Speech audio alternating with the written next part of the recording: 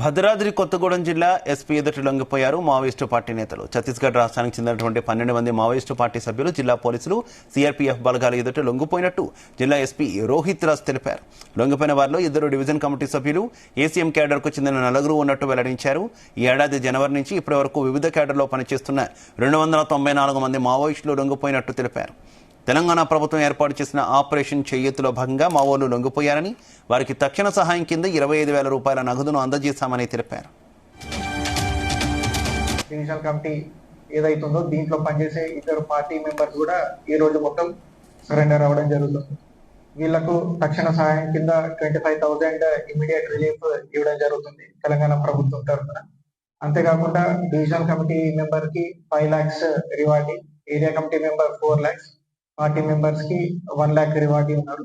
So అవన్నీ కూడా Aadhaar cards, bank accounts police తరఫున మేము ఓపెన్ చేయించి మిగతా చెక్స్ కూడా వాళ్ళకు త్వరలోనే ఇవ్వడం జరుగుతుంది. Divisional committee